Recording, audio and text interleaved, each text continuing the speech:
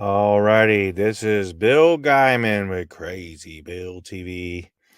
Thought I'd come on live here on YouTube. Went on vacation a while back, not too far ago. What is today? Today's like the second or third week of August, so the last week of July, I think it was July, August, first week of August. I went to the North Fork of the Payette, but before I went there, I flew to Kalispell and I want to show you guys what I got to do. It's been on my bucket list. I had the I had five waterfalls I wanted to do. Selway, Coyote, Kootnei, Yak, and Big Falls. So Yak and Kootnei are literally like really close to each other. I think they're less than like 20 miles apart. Because the takeout for Kootnei is where you drive to go to the Yak. You go across the same bridge, you go across the Kootnei River in order to get there. And then once you drive from there, it's like 10-15 minutes to get to the takeout of the Yak run because it's a 9-mile run and you have a campground. So, yeah, I flew to Kalispell to go do Kootnei. Kootnei Falls has been on the list for a really, really, really, really long time, and no one that I know of had done it in a creature craft yet. And I'd never been there, so logistics were always just go do it. So luckily, I got a shuttle and all kinds of other stuff. So let's see how I can show you. Let's see if it'll come up. Gotta hit play, Bill. Here we go. So,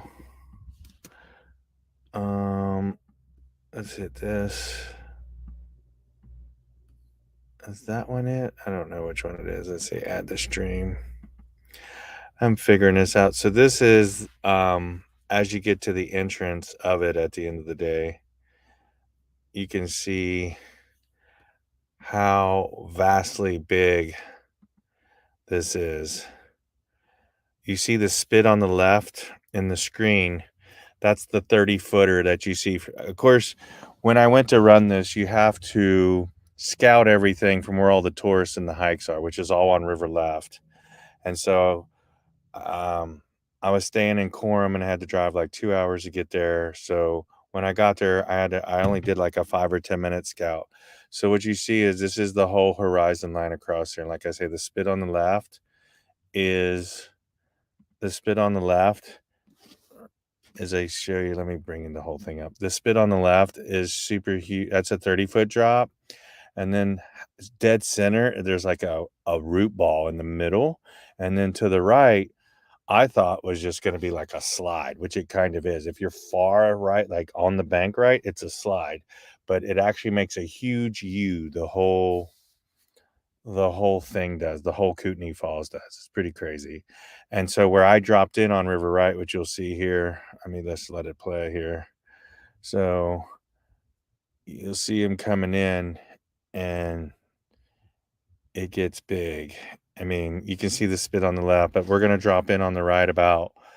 I didn't do the right side slide in. I actually just went about 20 more feet and then went in. And again, like, it's a huge waterfall. This is Kootnei Falls, according to the guidebooks, is 1.8 miles long. So it's not just a drop, it's multiple things that you have to deal with in here. So you can hear how loud it is. It's pretty loud. It's beautiful here. You can see the bottom of the river. This day was like it was like 100 and it was like 106 degrees. It was crazy. Um, what happened? That's not the one I wanted to show. Oh, here we go. Let's go all the way back. So here's the start. Let me get this here. So here we are coming to the drop, and you can see how loud it gets. It gets super loud, crazy loud in here. And then right here, I got a little nervous because I thought we was gonna slide in, but as you can see, there's spit in front of me, and that spit notifies that that's a drop, just like there's spit on the far left, that's 30 feet. Well, that tells you that's probably at least 10 or 15 feet. So, here we go. That was the drop, and then we immediately, like, flip on side, and then we upright, and like I say, you can start to see how this thing views all the way around the falls, and like I said, this thing is crazy at the end of the day, like, so I knew that there was what's called right coming up. You're gonna make a decision where you go left or you go right. Also, as we start to float down here a little more, you'll see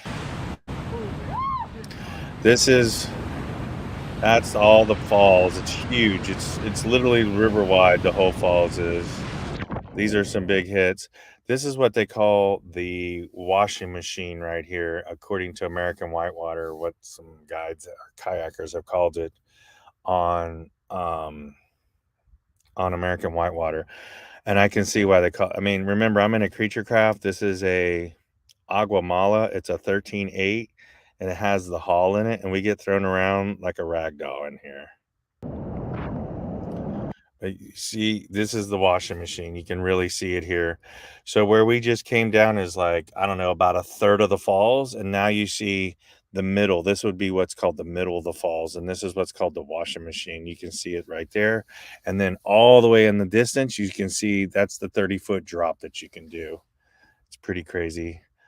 But then where this water's gonna shoot me up onto this rock, I what's what I called right or right-left. And I don't know what the right channel was. Again, I didn't have my drone out, and this was my first time, so I'm like, "Oh, where do we go?" And I'm like, "I would rather go left," which you'll see we actually do go left. It's big in here. Again, there's the falls. It's the whole lip of it. This is what's called the middle, which might even be a little more forgiving, but there's a root ball. There was a tree root ball in there. So here we go. So that's where we went left instead of right. We flip on side. We'll up right here in a second because we have the hall and the floor. So then once you come down this runway, you'll be able to see the whole falls here in a second. This is what's cool about this camera shot. So right there's the whole falls. So again, you can see what would be looking at it is right of the picture, but it's actually river left is the 30-footer, and the far river right is what they call the washing machine. And then in the middle, you can't really come down because there's rock right there. So you either have to go left or right here. And then after all this fun stuff, there's still a hole you still have to avoid that we're coming into, which is pretty crazy. So we missed the hole, flip on side. Actually, we're coming down the chute. Here comes the hole coming up right here. This is a really big hole. You can start to see the spit there to the left. Anytime you see spit, that lets you know it's pretty big. You see how it's spitting? That shows that that's a pretty deep, big hole, or starting to become one. So again, here we go. We make it. We flip on side, but we upright. Beautiful water that day. But again, it was 106 degrees, which is insane. And that's only like half of the run right now. Then you got the other half, which is you got to make some more decisions. And again, I didn't even know where I was. I did because I scouted to a point, and now I knew I had to go right. Now I knew I had to go right here. So this takes you right. If you go left here, it's really skinnies out, and like you could make it in a kayak, you wouldn't make it in a creature craft. You could, but you really got to be far right of the line when if you took the left line, you got to be far right when you come because the water like comes down a ledge and then it all goes off river right off the ledge. So this is awesome. This is actually what they call a low-head dam coming around this corner is what a local had told me. At this level, it really wasn't a low-head dam. It was friendly and open. It was flushing. There's a hole there, which I think we would have been fine in if we'd have went in. But yeah, it wasn't, that bad at all or whatever. So, but yeah. So this is, like I said, 1.8 miles. The whole thing is 1.8 miles, and to literally run the falls took like 10 minutes. This is like a 10-minute run. You'll see, like, I'm 10 minutes into this video ish, and we only got about a minute or two left, and we're through the rapids. So as we come around this corner, you'll see this is what they quote call like a low head dam, but it was open right now. This is at 13,000 CFS, and this is the low head dam they talk about as we come around the corner. But this is a cool shot right here because you can see the whole, like, the falls behind us. It's really awesome.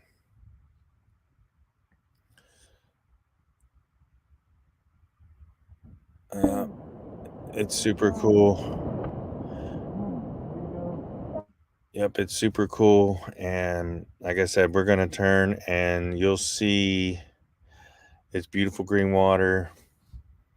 Nobody else was out there. We were the only ones running that day. Again, this was a first ascent in a creature craft that I know of. Here's what they call a low head dam, but it was all flushing. But I could see how this becomes a low head dam right here. But it's all flushing. It was fun, just big play water. That was fun. Super fun water. Super fun. Super fun water here. And then it's big again for a little bit, but I want to rewind here a little bit. Let's see if I can rewind. Do, do,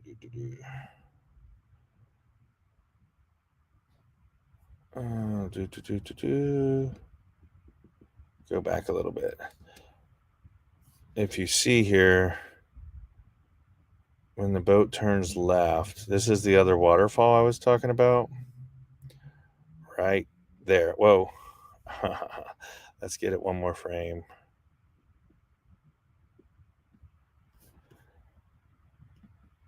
Let's see if I can catch it about there. There.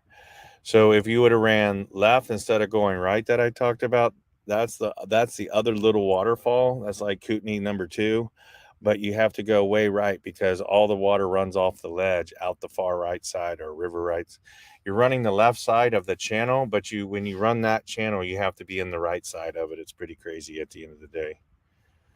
So just let this play some more, and that was the end of it. And then you'll see um we go under the bridge here in a second, which is pretty awesome. Oh, it was crazy. It was hot. It was, like I said, 106. All I wore was wetsuit gear. Again, it was a first D, bro. Wasn't no ELF. It was 13,000 CFS on the Kootnei. And this is between Troy and Libby. I forget which town is which one comes first. Either Libby comes first or Troy. But it's between, I think it's Libby and then Troy. So it's between Libby and Troy. It's 20 miles between towns, but you can put in at the Kootnei River Road put in, which takes out 7 miles of the 20-mile between the put in and the takeout. So, yeah, like it was like 7 miles. So it only was like a 13-mile run. But then when you run the falls, which is like 1.8 miles, that goes in like 10 minutes. So that's like 2 miles. So really, you're only running 10 miles. And then I was told by a local that lived in Libby that the river was running 4.5 miles an hour. So we put on at 2:30 and took off at like 5:10. So we did it in like 2.5 or 2:45. And when I put in, I didn't even have a shuttle set, and there was someone there, and I asked them to do my shuttle. Thank God. Person said they would agree to it, and I said, "Hey, meet me at 7 o'clock." So we took off at 5:10, and we had to wait till 7 for our shuttle to come. And what was cool is the dude was an electrician, so it was pretty awesome. But yeah, this was my first time doing Kootnei Falls as a first ascent. Never been there, had to figure out all the logistics. And then to make it even more exciting, because it's Crazy Bill TV, we ran out of gas on the way back to Koramistan. But one thing I learned is you have to know how to, if you have an inReach, I will recommend this. make sure you have the app on your phone. Even if you don't own an inReach, you should get the inReach app on your phone, because if you need to use someone else's inReach, then you can cancel whosever name or phone is on that one and can put it to yours and use it. And then when you use an inReach and you have to text back and forth, the person texting you actually gets a satellite image of where you're at. It's pretty cool. It's way cool stuff, because we had to use it. Yeah, it was like 11 o'clock at night, and it turned into not getting home till like 2 in the morning. So things happen again. So when I ran that and running solo, I ran with 2 sea anchors. I made sure I had 2 spare blades. I did only carry 1 spare oar. It is kind of a class 2 plop and drop. But I also carried an inReach on with me too. So if anything happened in or on the river, I had my inReach. And plus, before I got there, because I kind of posted on social media, a local from Libby, I think it was. It's Libby or Troy. I think he was a local from Libby. He was part of search and rescue, and he was texting me back and forth through Facebook Messenger. So that felt good to have, to let someone quote local know that I was running it. So if something happened, and also by having the person that was running my shuttle, if I didn't show up quote at 7 o'clock, they knew I had an issue. So again, that was my first descent of Kootnei Falls. Is pretty awesome. Here's the run out. Let's see. Where's this video? Let's put this up here like this. So there's that, and then we'll go through it really quick right here. So this was at the end. You can see how awesome it is. I think you'll see the bridge here in a second, or do we run out? Also, we punctured the boat. You can see we hit the right or left back tube. We hit the left side tube, which would be in the right side of your screen. We barely punctured it. So there's the bridge. And you'll see this if you ever go to Kootnei Falls. You can walk across this to see Kootnei Falls. So I can proudly say, I can proudly say, let's see if I can do it this way. I can proudly say I have gone from Libby to Troy my first time only on the water. I did it on the water with the creature craft, so it was awesome. But again, this is the swinging bridge you can go across to go see the falls, take pictures. There's drone footage, all that good stuff. So again, this is Bill Guyman with Crazy Build TV, sharing with you my Kootnei Falls first D, bro. And as always, remember, it's class 2. You can see it, class 2, plop and drop until you swim. Everyone have a great day.